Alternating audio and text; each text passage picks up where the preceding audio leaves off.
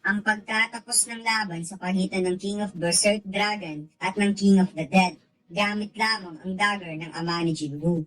Matapos ang pag-uusap ng dalawang monarch na humantong sa pag-disagree ng ating bida dahil alam niya kung anong klaseng monster ang kanyang kaharap, nagpatuloy ang napakatinding laban ng dalawa.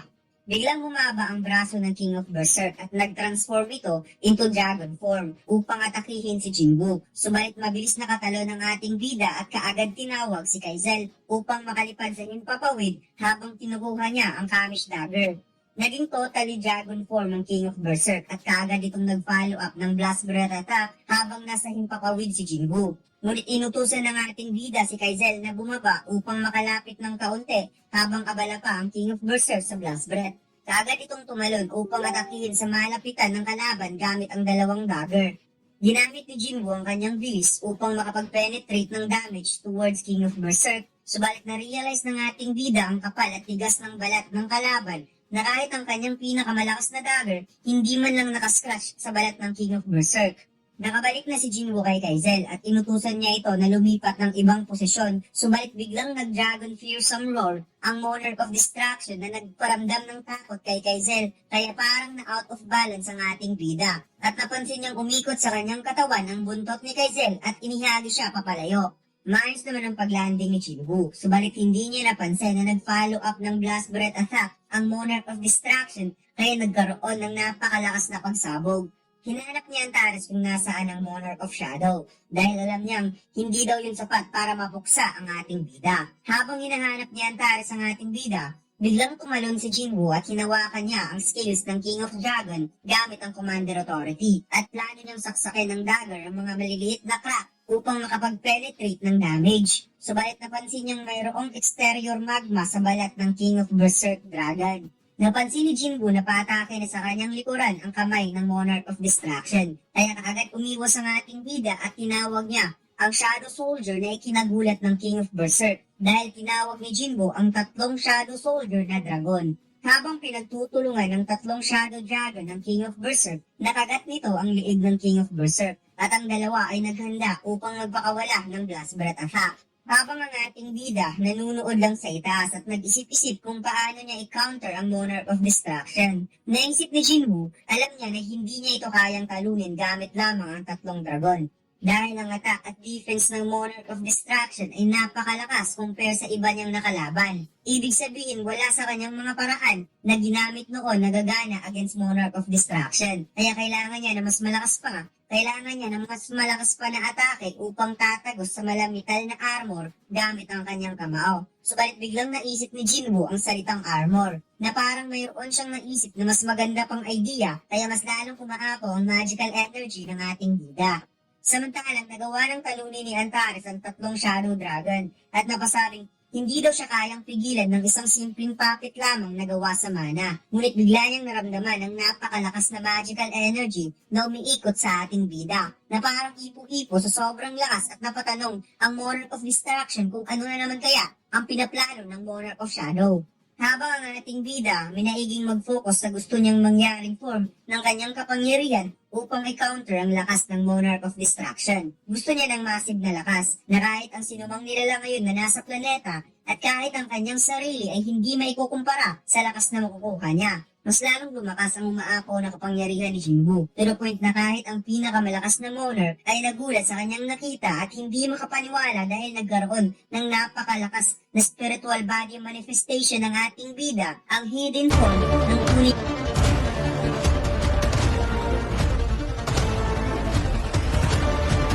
Subukan niyo maglaro ng One Online Studio 4 Episode 7. Ang download link ay nasa baba. Maraming salamat, mga Lods.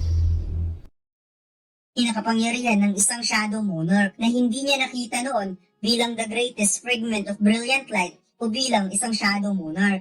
Kaya naisip ng Monarch of Destruction na lalaki ang size ni Jinwoo from human form into full potential power ng Monarch of Shadow na isusumon ng ating bida sa mundo ng mga tao.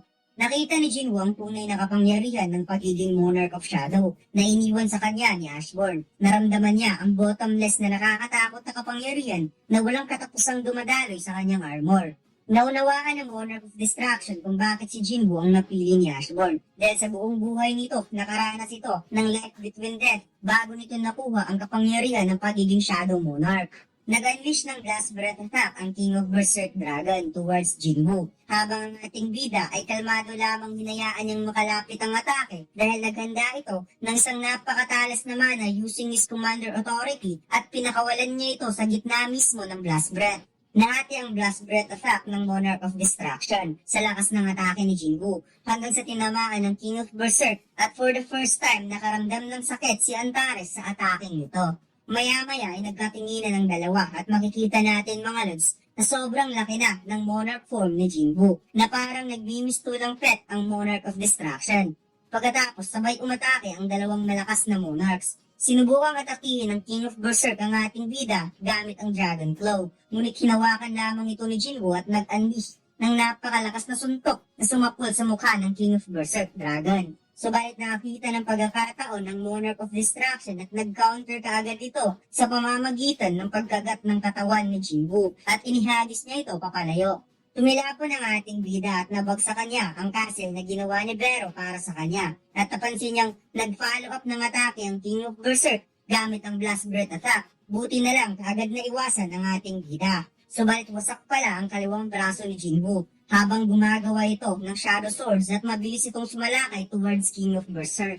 Muling nag-unleash ng Blast Breath Attack ang Monarch of Distraction. Subalit nagawa itong hatiin ni Jinwoo gamit ang kanyang espada kasabay nito ang pag-atake niya mismo ng direct hit sa katawan ng Monarch of Distraction. Subalit hindi napansin ni Jinwoo na kaagad nag-counter ang Monarch of Distraction gamit ang kanyang buntot. Kaya muli na namang tumalsik ang ating bida.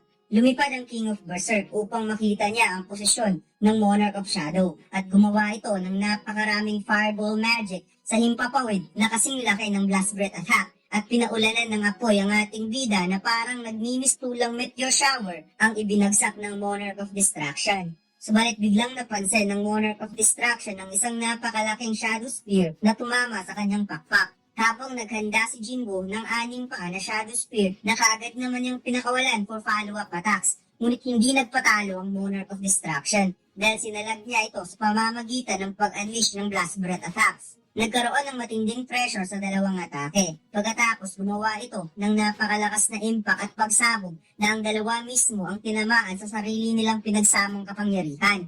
Nawasak ang Shadow Monarch form ni Jinwoo at makikitang unti-unti itong natunaw ng apoy habang ang King of Berserk naman ay parang tinusta na dragon at nawasak na rin ang dalawang pakpak nito.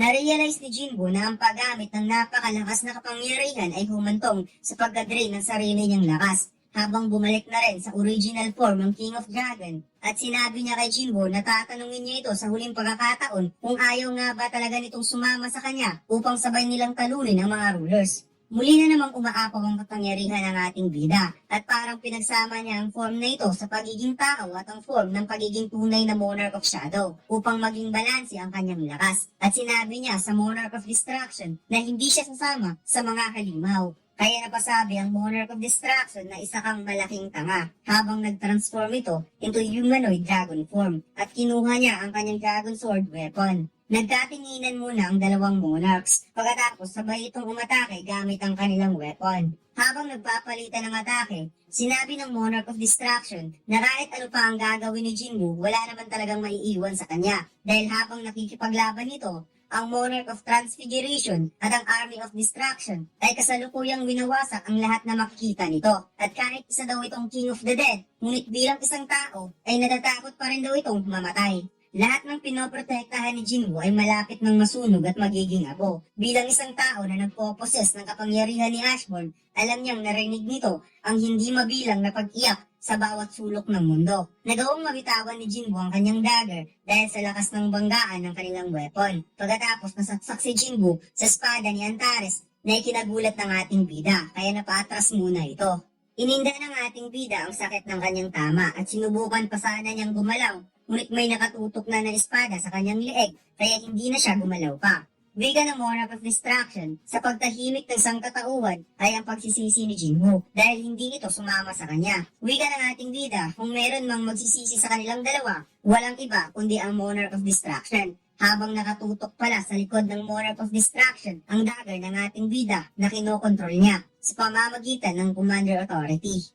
Pinakawalan ni Jinwoo ang dagger towards sa likod ng Monarch of Distraction. Ngunit mayroon palang parang barrier na nakaharang sa likod ni Antares at sinabing kung sa tingin daw ng ating bida na magagawa siyang magalusan ng isang dagger na gawa sa pangil ng dragon ay nagkakamali si Jinwoo. Nakakatawa daw kung iisipin na ang labanan na ito ay sa pagitan ng apoy na nanggaling sa kadiliman at ang kadiliman na nanggaling sa liwanag. Wika ng Monarch of Distraction na nararamdaman daw niya na malapit na magtatapos ang laban na ito. Sagot ng ating bida, yan din ang nararamdaman niya. Tugon ng Monarch of Distraction na narealize pala ng Monarch of Shadow na walang saysay ang labanang ito. Mabilis na nagdash si Jinwoo at si Antares naman nagdash rin dala ang kanyang Dragon Sword weapon at sinabing hindi daw niya kailangan ang Army of Distraction para talunin si Jinwoo. Pinalaki pa naman niya yon upang putulan ng hininga ang Monarch of Shadow. Wika ng ating bida, alam mo bang ang araw ang nagpapadilim sa anino? Ngunit sa moment na ito ay napatigil ang Monarch of Distraction dahil na-realize niya na nagawa siyang ma-checkmate ng Monarch of Shadow. Dahil nang papalapit na si Jinwoo, wala na siyang magagawa pa sa dami ng Shadow Soldier na ipinalabas ng ating bida na nakahawak ngayon sa kanyang buong katawan.